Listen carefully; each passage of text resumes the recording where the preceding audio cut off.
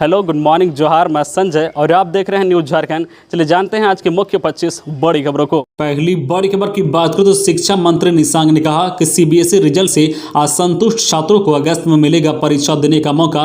केंद्रीय शिक्षा मंत्री रमेश पोखरियाल निशंक ने शुक्रवार को सीबीएसई बोर्ड के विद्यार्थियों को भरोसा दिलाते हुए कहा है कि किसी भी छात्र की योग्यता के साथ अन्याय नहीं होगा।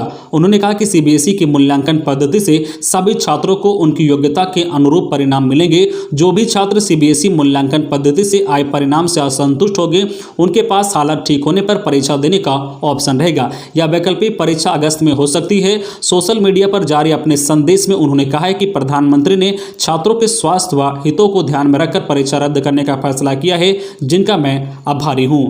अगली बड़ी खबर की बात करें तो राज्य में सोलर पावर और जल विद्युत परियोजनाओं से बिजली उत्पादन के क्षेत्र में संभावनाएं तलाशे भाग मुख्यमंत्री।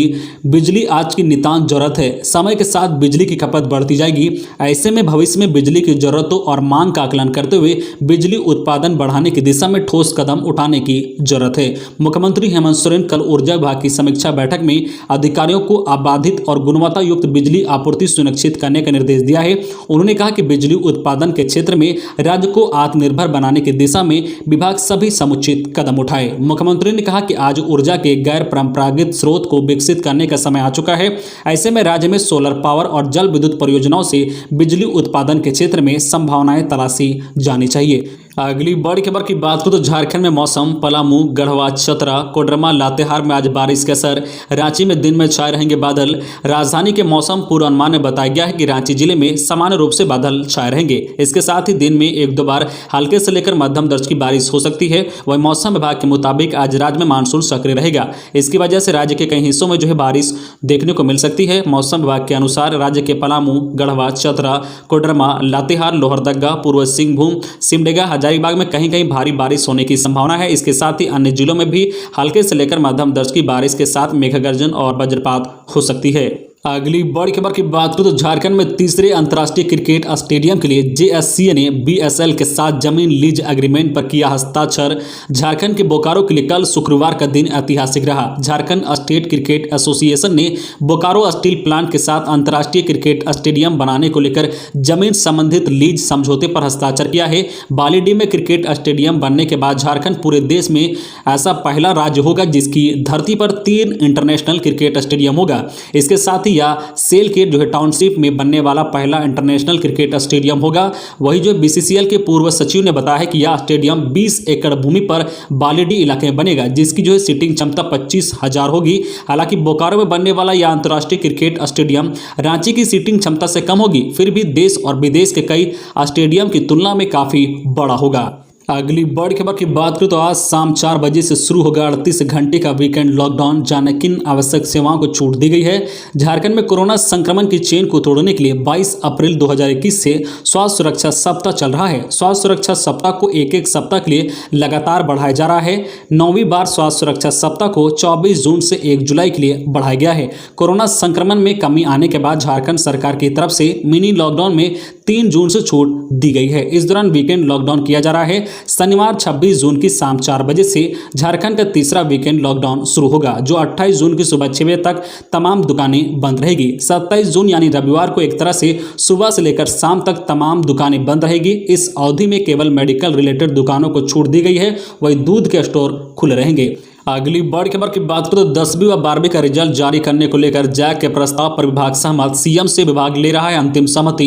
10वीं व 12वीं के परिणाम जारी करने को लेकर झारखंड एकेडमिक काउंसिलिंग द्वारा तैयार मॉडल प्रस्ताव पर स्कूली शिक्षा एवं साक्षरता विभाग सहमत है। इस पर मुख्यमंत्री हेमंत सोरेन से अंतिम स्वीकृति ली जा रही है। उनकी स्वीकृति मिलने के बाद जैक को इस संबंध में औपचारिक पत्र भेज दिया जाएगा। हालांकि स्कूली शिक्षा एवं साक्षरता विभाग ने पहले ही उक्त मॉडल के आधार पर रिजल्ट तैयार करने को लेकर आवश्यक तैयारी का मौखिक रूप से निर्देश जैक के पदाधिकारियों को दे दिया गया है। बता दें कि जैक द्वारा तैयार मॉडल के अनुसार 10वीं का रिजल्ट का आधार 9वीं तथा 12वीं का रिजल्ट का आधार 11वीं की परीक्षा में विद्यार्थियों को मिले अंक का होगा। अगली बड़ी खबर की बात करूं तो विदेशी लड़कियों के नाम पर फेसबुक आईडी बनाकर करते थे ठगी। बिहार के 5 युवक कोडरमा से गिरफ्तार। झारखंड के कोडरमा जिले की तिलैया पुलिस ने एक ऐसे साइबर ठग गिरोह का पर्दाफाश किया है जो विदेशी लड़कियों के नाम पर फर्जी फेसबुक आईडी बनाकर पहले लोगों से दोस्ती करता था और बाद में ऑनलाइन झांसा देकर पैसे ठगता था। पुलिस ने इस गिरोह के 5 सदस्यों को गिरफ्तार किया है। इनके पास से विभिन्न कंपनियों के 13 मोबाइल, कई सिम कार्ड, विभिन्न बैंकों के एटीएम कार्ड, आधार कार्ड, पैन कार्ड व 2 मोटरसाइकिल जब्त किए हैं। शुक्रवार को यह जानकारी तिलैया थाना प्रभारी द्वारिकाराम ने प्रेस वार्ता में दी है। अगली बड़ी खबर की बात करूं तो हरियाली में पिछड़ी अपनी रांची देश में सबसे कम हरियाली वाली राजधानी बनी। इस टैग को हटाने के लिए 1 साल में रांची के शहरी क्षेत्र में 3 लाख पौधे लगाने का लक्ष्य। रांची में साल दर साल हरियाली घटते जा रही है। वनों के प्रदेश की राजधानी में पेड़ को गिनने पड़ रहे हैं। हालत यह है कि रांची देश भर में सबसे कम हरियाली वाली राजधानी बन गई है। इस टैग को मिटाने के लिए इस साल रांची में 3 लाख पौधे लगाने का लक्ष्य रखा गया है। रांची के CF सिद्धार्थ त्रिपाठी ने बताया है कि 5 वर्षों में रांची हरियाली के लक्ष्य को बेहतर बनाने का लक्ष्य रखा गया है। पहले साल में रांची नगर निगम क्षेत्र में आने वाले सभी शैक्षणिक संस्थानों में पौधारोपण किया जाएगा। इसके बाद जितने भी शहर के सभी पब्लिक प्लेस में पौधे लगाए जाएंगे। उन्होंने कहा है कि जन भागीदारी से रांची की हरियाली को वापस लौटाया जाएगा। रांची में हरियाली की स्थिति का अंदाजा ऐसे समझिए कि इसकी मैपिंग के लिए जादवपुर यूनिवर्सिटी से आए एक्सपर्ट को यहाँ पेड़ ही दिखाई नहीं दे रहे हैं। अगली बड़ी खबर की बात करें तो नवगठित आदिवासी सलाहकार परिषद की पहली बैठक सोमवार को झारखंड में मुख्यमंत्री हेमंत सोरेन की अध्यक्षता में नवगठित आदिवासी सलाहकार परिषद की पहली बैठक सरकार ने 28 जून को बुलाई है, जिसमें आदिवासी हितों के मामले पर विचार किया जाएगा। झारखंड सरकार के प्रवक्ता ने जारी विज्ञप्ति में बताया है कि झारखंड आदिवासी सलाहकार परिषद की 28 जून सोमवार को 3 बजे से झारखंड मंत्रालय में बैठक होगी। परिषद की बैठक में राज्य में आदिवासी हितों के मामलों पर विचार किया जाएगा। अगली बड़ी खबर की बात करें तो सामान्य वर्ग के बच्चों का बैंक खाता नहीं, छात्रवृत्ति से वंचित। मुख्यमंत्री विशेष छात्रवृत्ति योजना के तहत सरकार ने सरकारी स्कूल में पढ़ने वाले सामान्य वर्ग के बच्चों को भी छात्रवृत्ति देने की योजना शुरू की है, परंतु बच्चों का बैंक खाता नहीं होने के कारण छात्रवृत्ति की राशि ट्रांसफर नहीं हो पा रही है। राज्य के सरकारी स्कूल में पढ़ने वाले सामान्य वर्ग के लगभग 1,80,000 बच्चों को छात्रवृत्ति मिलनी है। इसमें मात्र 18% बच्चों के पास ही बैंक खाता है। झारखंड शिक्षा परियोजना द्वारा सभी जिलों को बच्चों का बैंक खाता खुलवाने को लेकर दिशा निर्देश दिया गया है। अभिभावकों से भी आग्रह किया गया है कि वह अपने बच्चों का बैंक खाता खुलवाएं और इसकी जानकारी विद्यालय को दे।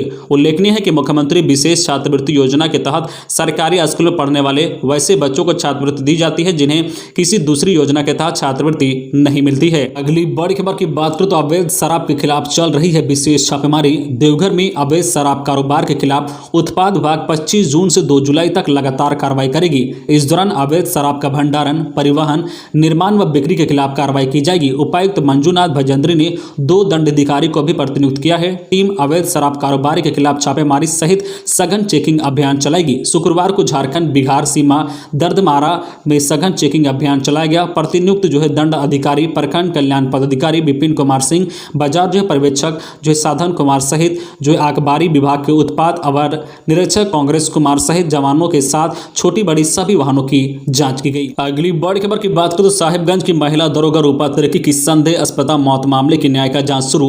साहिबगंज की महिला दरोगा रूपा तिर्की की मौत मामले में न्यायिक जांच शुरू हो गई है। सेवानिवृत्त न्यायाधीश विनोद कुमार गुप्ता के नेतृत्व में पूरे मामले की जांच चल रही है। शुक्रवार को डीजीपी नीरज सिन्हा ने इस मामले में अब तक की जांच से सेवानिवृत्त न्यायाधीश विनोद कुमार गुप्ता को अवगत कराया है। वहीं बाहर निकलकर डीजीपी ने मीडिया को बताया है कि यह उनकी औपचारिक मुलाकात थी। गौरतलब है कि इससे पहले झारखंड की राज्यपाल द्रौपदी मुर्मू ने 7 जून को राज्य के पुलिस महानिरीक्षक सह पुलिस महानिर्देशक नीरज सिन्हा को राजभवन बुलाकर साहिबगंज की महिला थाना प्रभारी रूपा तिर्की की मृत्यु की घटना के संदर्भ में किए जा रहे अनुसंधान की अध्ययन स्थिति की जानकारी ली थी।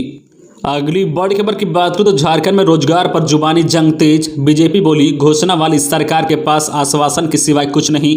झारखंड सरकार ने वर्ष 2021 को नियुक्ति वर्ष घोषित कर रखा है। इसी सिलसिले में मुख्यमंत्री हेमंत सोरेन ने विभिन्न विभागों में रिक्त पदों को जल्द से जल्द भरने का निर्देश दिया है। साथ ही राज्य कर्मियों की पदोन्नति में आ रही अड़चनों को जल्द से जल्द दूर करने को कहा है।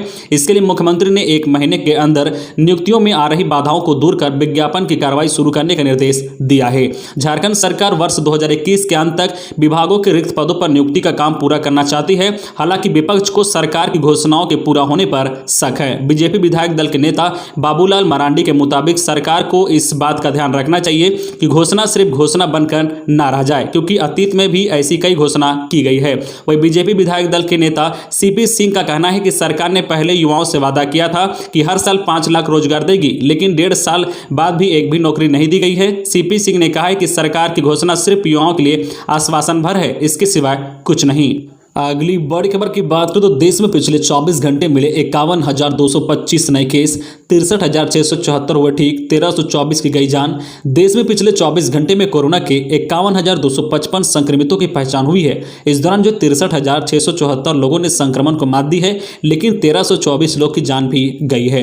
पिछले 24 घंटे में एक्टिव केस यानी इलाज करा रहे मरीजों के आंकड़ों में 13,783 की कमी आई है। फिलहाल देश में 6,07,000 एक्टिव केस है। पिछले दिनों का जो ट्रेंड देखे तो आज एक्टिव केस का आंकड़ा करीब जो है 85 दिनों बाद 6 लाख से नीचे पहुंच जाएगा। अगली बड़ी खबर की बात करें तो घंटी आधारित शिक्षकों को रखने की प्रक्रिया शुरू। राज्य के सभी विश्वविद्यालय व कॉलेजों में स्नातक के बाद स्नातकोत्तर विभागों में भी अनुबंध पर घंटी आधारित शिक्षकों को रखने की प्रक्रिया शुरू की गई है। नियमित नियुक्ति में हो रहे विलंब को देखते हुए राज्य सरकार ने यह फैसला लिया है।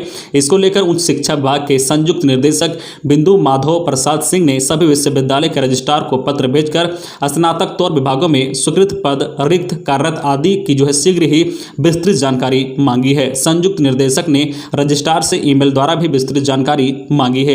इसके लिए सभी विश्वविद्यालयों को एक जो है फॉर्मेट भी उपलब्ध कराया गया है। अगली बड़ी खबर की बात करें तो मच्छर मक्खी को मारने के लिए चलेगा अभियान। बरसात की दस्तक के साथ ही राजधानी में मक्खी मच्छर का प्रकोप बढ़ गया है। इससे निजात पाने के लिए रांची नगर निगम के एक साथ 53 वार्डों में अभियान शुरू कर दिया गया है। इसके तहत सभी वार्डों में डोर टू डोर अभियान चलाकर जल जमाव वाले क्षेत्रों पर लार्वानाशी का छिड़काव किया जा रहा है। अभियान की मॉनिटरिंग के लिए 53 वार्डों में प्रभारी पदाधिकारी का प्रतिनियुक्त किया गया है। निगम द्वारा शुरू किए गए इस अभियान के तहत निगम कर्मी डोर टू डोर जाकर मच्छरों के प्रजनन स्रोत को नष्ट करेंगे। जिन नालियों में लंबे समय से पानी जमा है वहां लार्वानाशी का छिड़काव करेंगे। शहर के किस क्षेत्र के नालों में ज्यादा लार्वा मिलता है, इसकी रिपोर्ट तैयार करेंगे। इसके अलावा बरसात के इस मौसम में डेंगू व चिकनगुनिया से कैसे बचा जाए, इसको लेकर लोगों को जागरूक करेंगे ताकि उन्हें जो है रोगों से बचाया जा सके।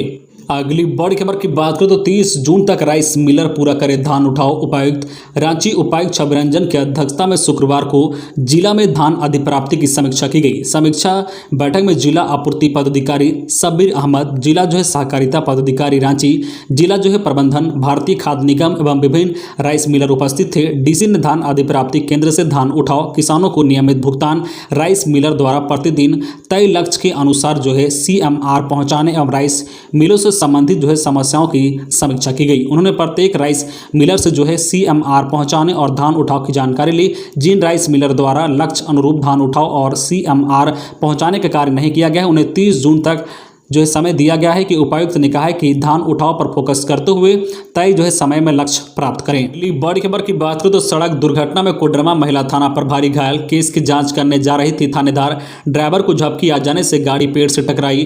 कोडरमा महिला थाना प्रभारी की गाड़ी का एक्सीडेंट हो गया। इसमें महिला थाना प्रभारी प्रियंका कुमारी समेत 5 अन्य पुलिसकर्मी घायल हो गए।